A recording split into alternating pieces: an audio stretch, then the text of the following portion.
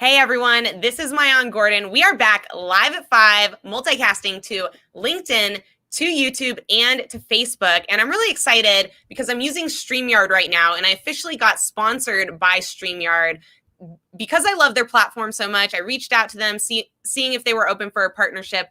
They were, and bada bing, bada boom, as I like to say. So you guys know how I like to get the live stream started. If you could go ahead, if you're watching this right now, go ahead and post one thing that you're grateful for today in the comments so we can put out some positivity for some people who might need it right now. And then also let me know, where are you watching from in the world? I'm coming to you from Spokane, Washington, and we have an amazing guest today. I'm really, really honored and excited to hear more of her story, Piper Hill. And Piper, where are you watching from right now? Go ahead. I'm in Atlanta, Georgia. Atlanta, Georgia. Awesome. And could you go ahead and just kind of describe, who are you as a person to our audience? How would you describe yourself? I don't know. I think I'm fun, and I'm very caring, sometimes too much. You know, your greatest assets are also your downfalls. And I put myself out there a lot to help other people. Absolutely. Well, that's amazing to hear. That is my kind of people, is the kind of people I love to bring on this show. So could you tell us a little bit, context-wise, did you always grow up in Atlanta? Where did you start out in life? No, I grew up in Louisiana. I grew up in Lafayette, Louisiana. As a matter of fact, I have a bunch of friends watching, and I think my sister might be too. I'm always number one. She's my number two. But anyway, I grew up in Lafayette, and it was a wonderful place to grow up. Everybody is so friendly there, and the food is so good, and the music. It's a great place to be. I tell people you can throw a rock and hit a friend. Like, that's how awesome. Yeah, that is how awesome the heart of Acadiana is. That's amazing. And, you know, that's why I love Spokane. That's kind of why we picked here, is for that community feel. And it sounds like you guys had a lot of really strong community where you grew up.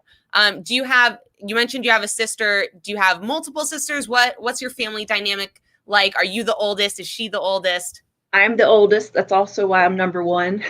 Nice. And she's my number two. And I always say, and she actually helped me. We're going to talk about that later, but helped me build Healing4Heroes. So I'm like super outgoing in like a certain way. And she's very meticulous and organized, and just different brains, even though we're from the same family. But together we make an awesome team. That's awesome to hear. So growing up, was the dynamic always really strong between you two? Was there ever any like sibling rivalry, or was it just really kind of tight knit from the beginning? We were really, really tight. I think the only mean thing she ever did to me was I had braces for like 2 months, and she came up and squeezed. She was mad at me and squeezed my mouth, and they get stuck in my braces. But other than that, we just really took care of each other. It was wonderful. That actually brings up a question I have around that, because I'm personally fascinated in family dynamics. I'm the oldest of 4. My parents and their sibling. My mom has, I think, 5 other kids in her family. 2 of them are twins, and I'm really fascinated. Do you think that was something that just happened to be in your DNA, that you both wanted to be good sisters to each other? Is it something that your parents fostered? What's some reflection you have on that?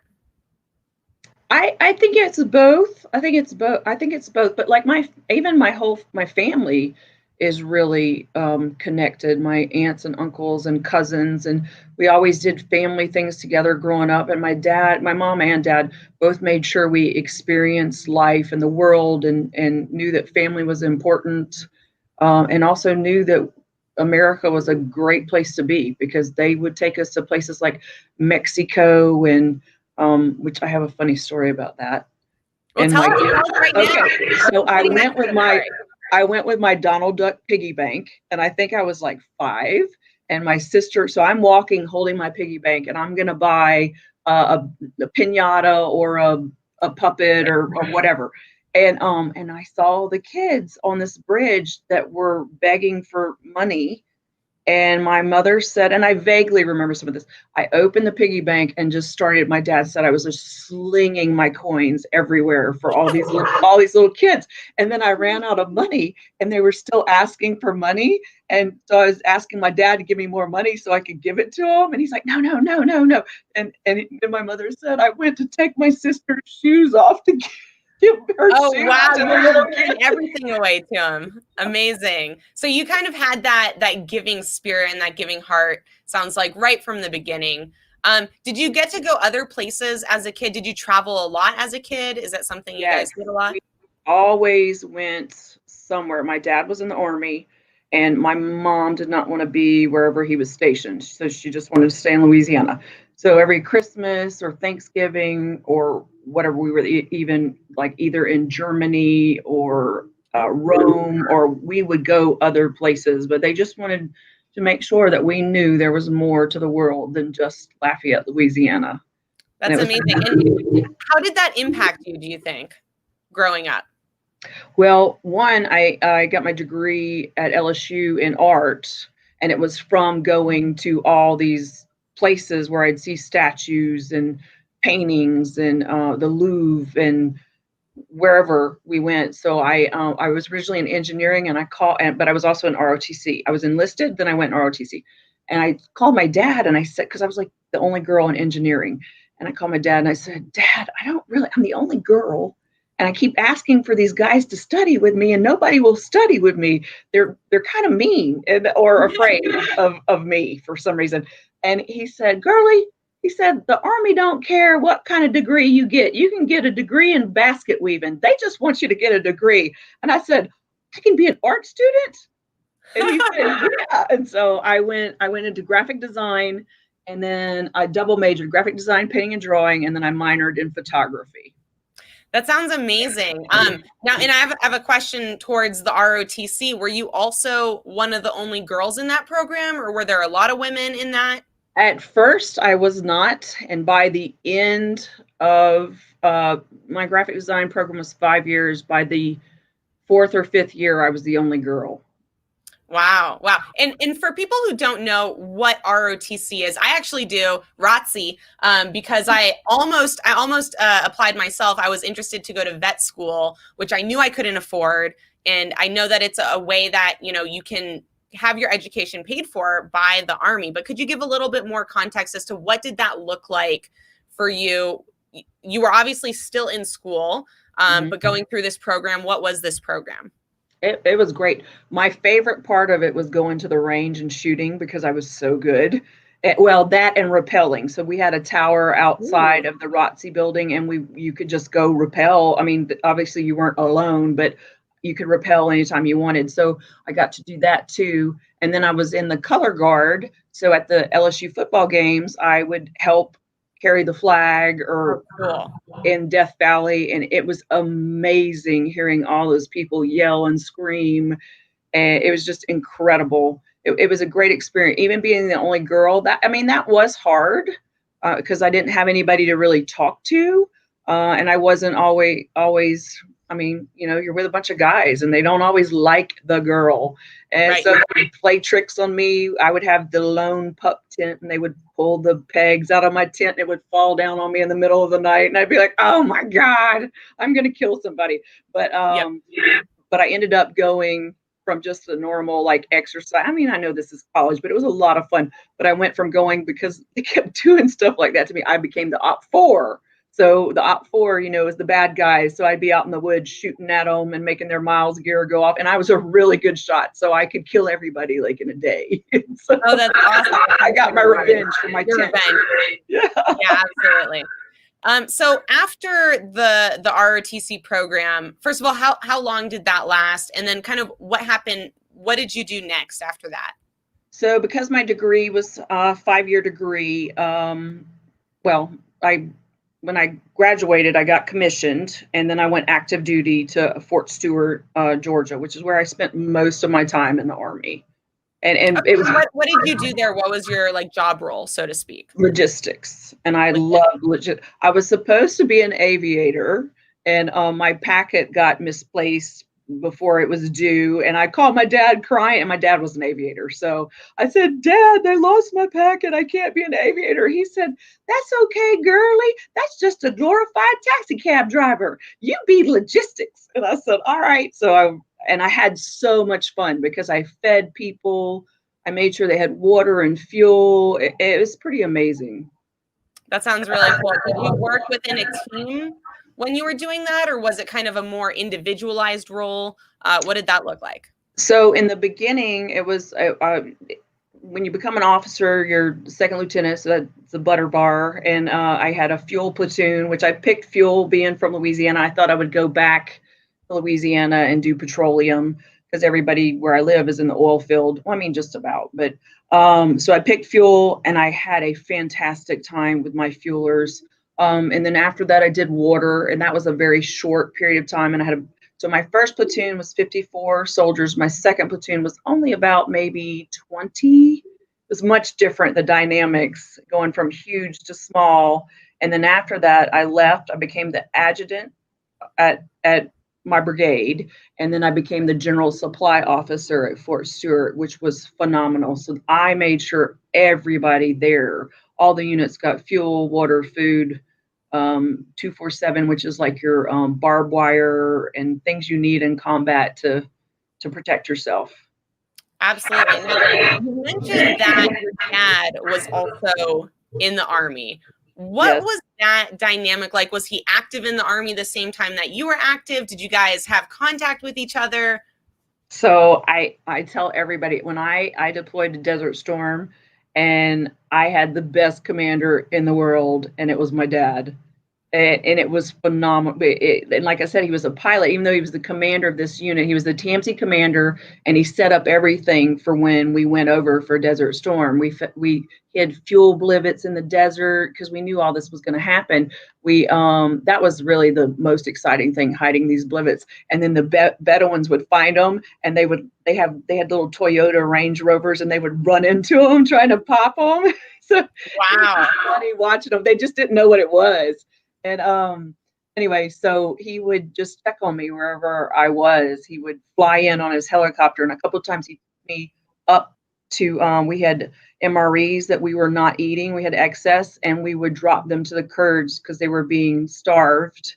And that was a lot of fun watching people. And it got to where when he would fly out to bring them food, they would come running and waving, and he would drop the food to them. But it was fun doing that with him. That's pretty cool. Now, I know, let's fast forward a little bit. You started up something called Healing4Heroes. Could you talk to us a little about that? What drove you and motivated you to want to start that up in the first place? And what is Healing4Heroes? Tell us a little bit about it.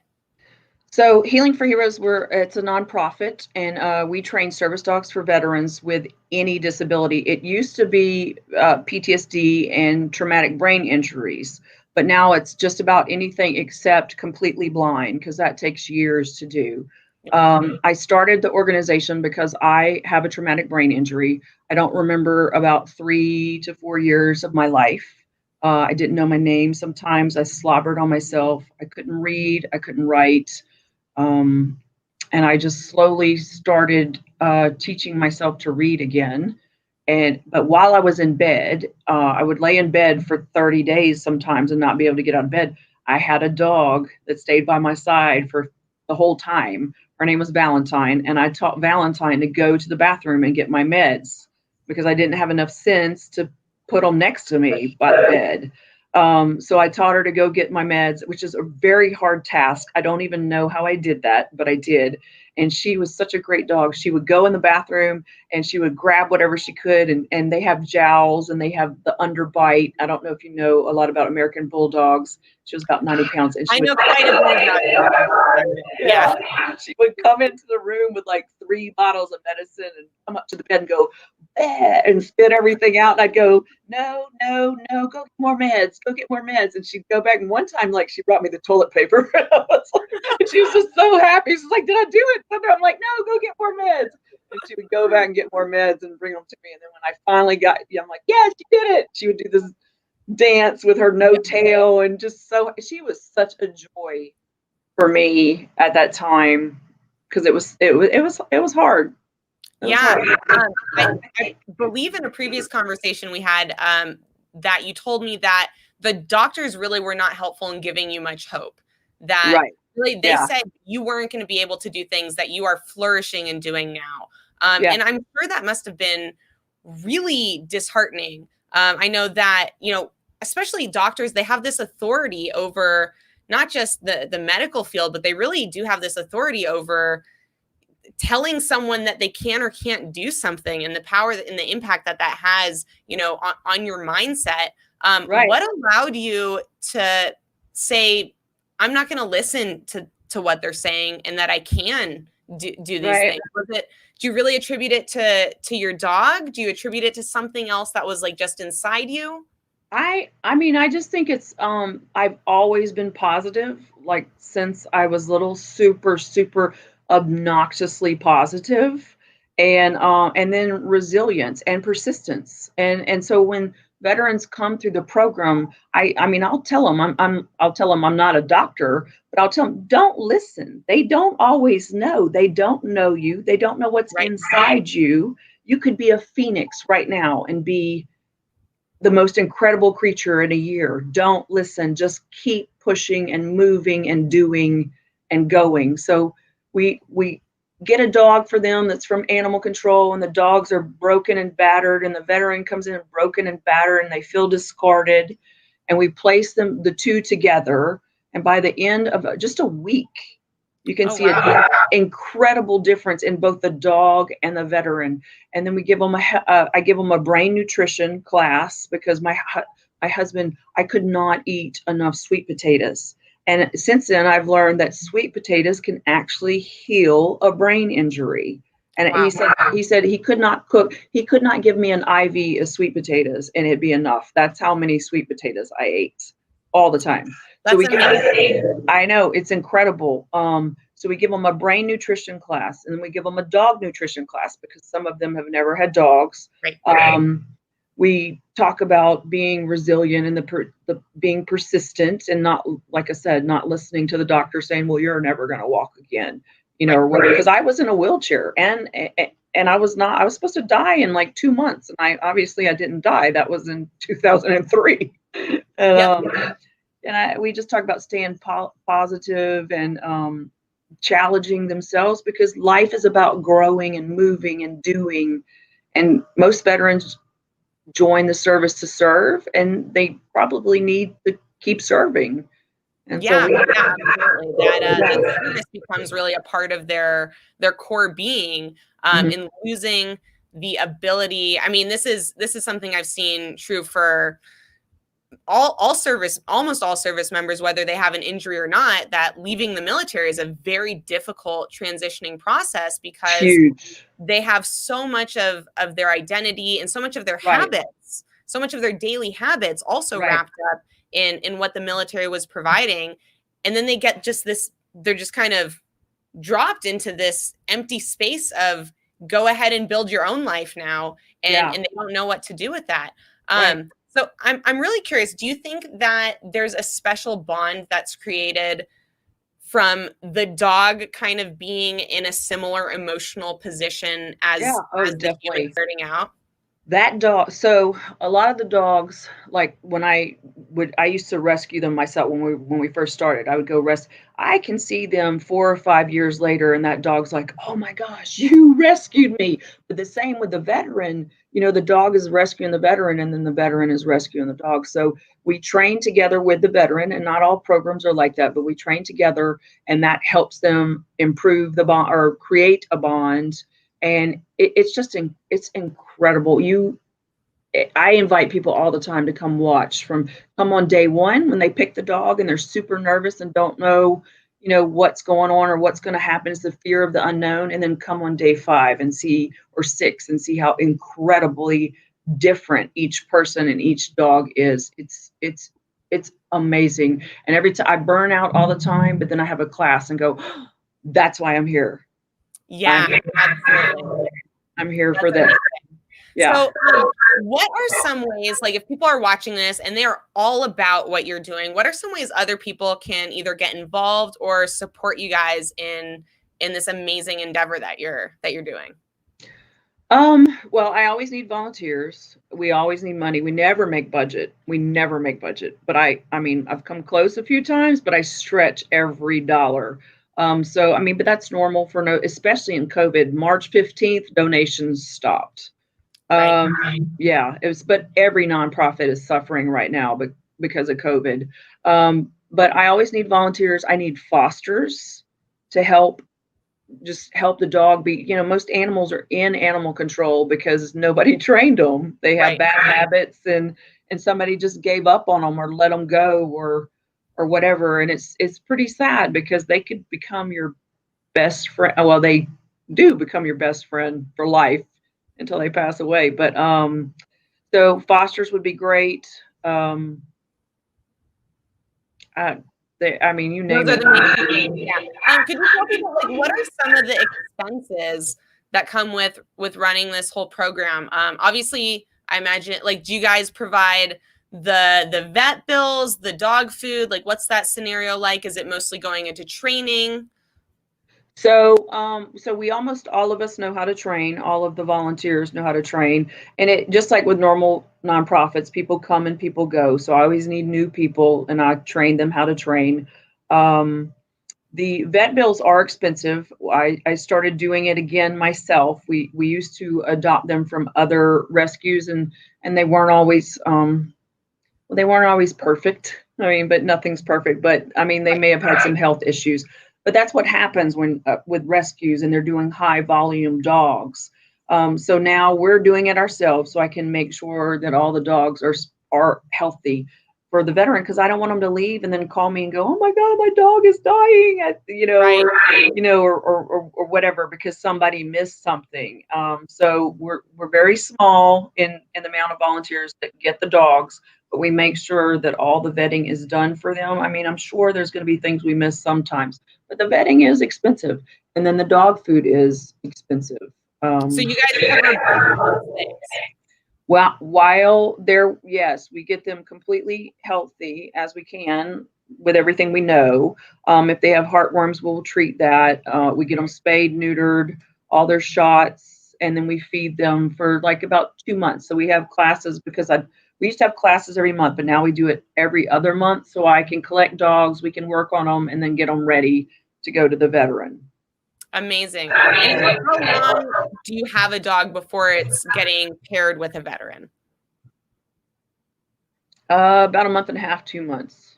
We've had a couple that needed to stay longer because we had issues we needed to work on. And again, that's why they're at animal control, or that's why people, I can decipher the emails now when somebody goes, "This dog," we laugh about it, "This dog just needs love." And I'm like, "Oh, we got a biter." Generally, you know the code now, the code words. Yeah. And I want to tell you, we got the only golden retriever in the world, I think, that was aggressive. And he just needed love. So. Yeah, he just needed a little love. He just wanted he wanted the love pet, so he was biting the hand a little bit. Yep, I totally get that. I don't know if you know this, Piper, but I actually spent 2 years when I was in high school raising guide dogs for the blind. So I totally know what you mean about that process taking a lot longer. Through that program, it's like a 2.5, 3-year process before the dog's fully ready to go out on its own, harness trained, because there's basic obedience, but then there's harness training. They actually have a campus where they bring in the blind people, and they live there for 6 months to go through this training with the dogs. So what does that training process look like for you guys? Do you have, like, once a veteran gets a dog, is it they have a class once a week, every day? Like, how do they progress to having this dog kind of on their own? Right. So veterans actually come to me from all over the United States. We have 560 veterans now that have service dogs from us. But the ones that are local, well, okay, let's just start from the beginning. So when they come to class, the class with me is about 5 or 6 days. And we do all the basics, AKC, sit, stay, down, just all the basics for that. We do a public access test, which I don't think they call it public access anymore. They call it like urban something or another. But and then the last few days we do the tasks that you need to be a service dog, because they have to perform by law 3 tasks. It used to be 1, and now it's 3. So we work on tasks with them, like waking from nightmares, reminding them to take their meds or eat, posting and blocking when they're in a store, sweeping a room. So when a veteran goes home, sometimes they're worried somebody's in the house just based on whatever they did overseas. So you can send the dog ahead of you to go around each room and come back and say the coast is clear, so that they can enter the house without anxiety. But it's just the thing. There's a million things they can do for you, and it's pretty amazing. Even some of the smallest, the posting and blocking are incredible, because What is macaroni. blocking? So posting is like when you're in a register and then the dog posts looking behind you, whatever way the veteran wants them to look, but usually looking behind you, and they'll move for you if somebody comes up, so they don't get in your space. And that can shut down anxiety immediately, which can prevent blackouts or disassociation or a fugue state where you're walking and talking, but you're not really there. You're in war somewhere. So posting and blocking are incredible tasks that are very simple. And blocking is when you go down the aisle to get your macaroni and cheese that you think might hurt you, and the dog is physically blocking people whatever space they want. We can train with them the space they need to get away from a person walking down the aisle. Wow. And really what I'm getting out of this, and what I really want to bring to light and have other people really think about, because this is, after this interview, this is going to be something that I think about more, is all these things that for me and many of you watching would never be an issue or causes stress are things that every single day in a veteran's life that they have to deal with. Thinking about, is that person going to get too close to me, and how is that going to affect me even outside of my own control? I think is such a burden to bear and an obstacle to overcome. And I think that that's so wonderful that you've created a really amazing solution, because I can imagine if that was something that I had to deal with, how much better I would feel knowing that this dog, this other soul and creature I've created a bond with, has my back and is there for me all the time, and is trained to do this thing that I know is going to protect me. And whether that's protecting me actually, because sometimes people are crazy, and like there are dangers from people. Like I've read stories, but really emotionally protecting them against things that, an emotional trauma is not something that you often can protect yourself against by yourself. And it's really, I think, commendable that you've been able to find such an amazing solution and way to help people who are dealing with these things I think most of us don't think about ever, don't have any awareness around, but I think we should have awareness around these things, because, there might be veterans at your grocery store next time you go shopping.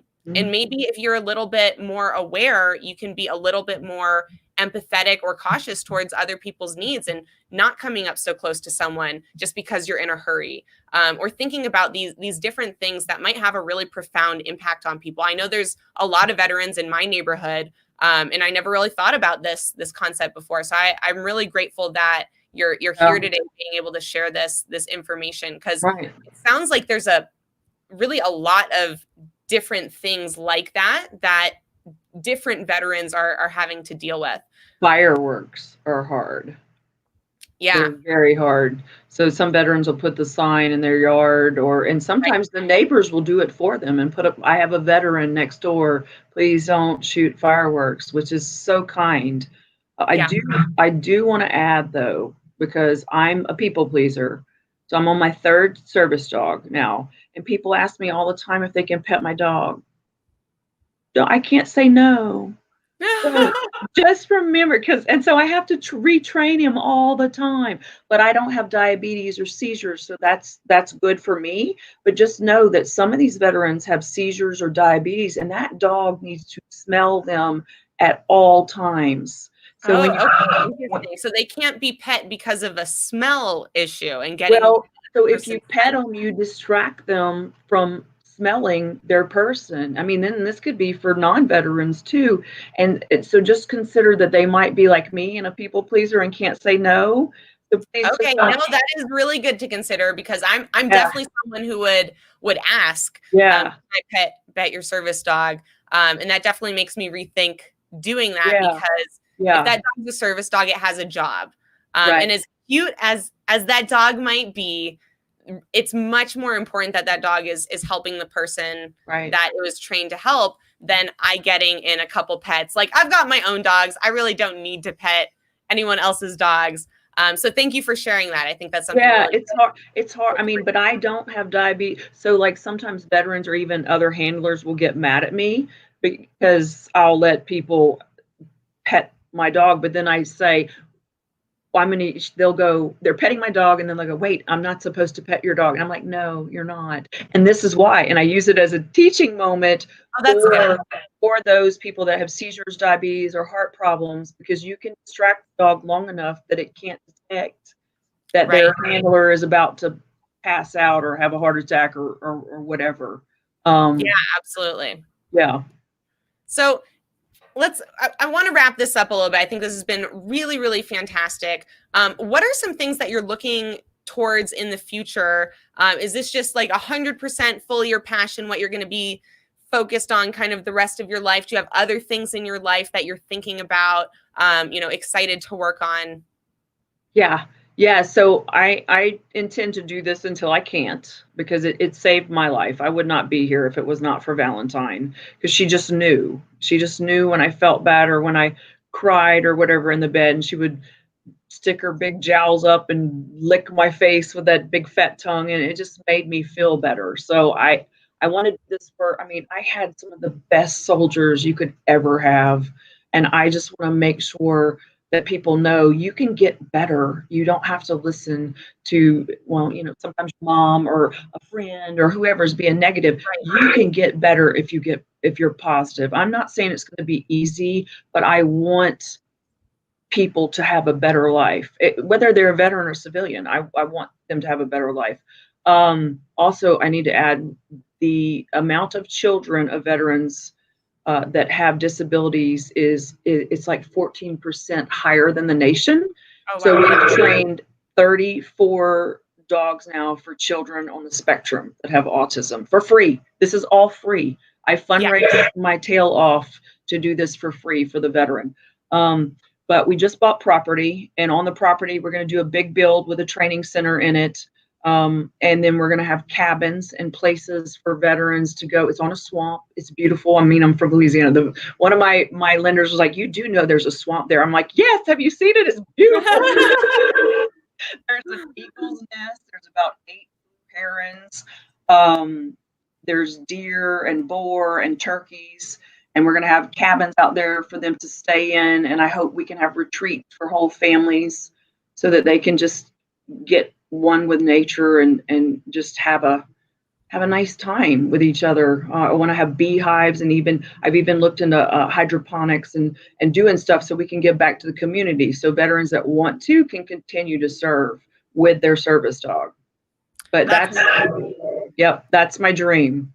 That's awesome. So just building out what you've already started, what you've already created, making it more than even just something that's helping people directly with a dog connection. But it sounds like really creating a holistic environment where they can come to heal and have an experience that profoundly changes them for the rest of their life in a really, really positive way. Right. Yeah, and we do in class, we do meditation. I forgot to tell you, in 5 days, meditation can change your brain in a positive way. 5 days of saying something positive can change your brain in a positive way. So Yes. I just give them every tool in my toolbox to try to help them get better and live a better life. Because I mean, there's less than 5% of us join the service. Yeah. And I join for you, and I join for me, and I join for my family and my friends, and to protect this great nation that we live in. Absolutely. And I think really the advice you're giving and your message rings true for the human race, for humanity, that if you want a better life than you have now, if you're struggling in any capacity, in any emotional capacity, for any reason at all, that this is a tried and true and really valuable and almost certain way to improve your life and get better through whatever traumas or experiences that have put you in a negative place, is the power of positivity, the power of finding people who care about you and support you, just like Piper. Like, I can guarantee it's not just the dogs, that it's you as well, Piper, Thank you. who are, putting out this energy of kindness, of caring, of support, of you can do it, of encouragement, that if you can find these types of people, if you can find this type of environment, and you can start to think these types of thoughts of positivity, of resilience, your life will improve profoundly in ways that you just can't even imagine right now, because your brain won't let you. When your brain's in a negative space, it won't let you imagine a better world. But if you can start with little steps, it will change how your brain works and open up an entirely new future for you. So thank you so much for everything that you do. Thank you for coming on and talking about it. If people want to donate, how can they do that? They can go to our website. It's www.healing4Heroes.org.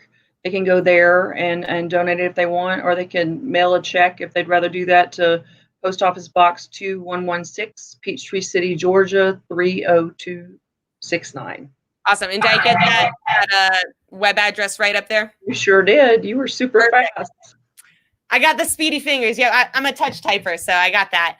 So everyone, please go ahead, check out the website, open it up, bookmark it. If you can't give now because you're in a hard financial situation, completely understandable. But if ever at any point in the future you have the ability to give $1, $2, $5, anything, everything really, really helps. And you can't imagine how much little adds up upon little to become something really great and big and profound. So please go ahead, bookmark that in your web address, come back to it later, share it with other people. If you can't give yourself, you can share the link, you can share this story, you can grab the URL from this live, you can share it across any of the platforms that you exist on. And together we can all really do something, I think, really powerful. Tell a veteran. That's the most valuable thing you can do. It's free. Absolutely. Thank you so much, Piper. Thank you, everyone, for watching. I hope you guys have an amazing rest of your night, and I hope to see you again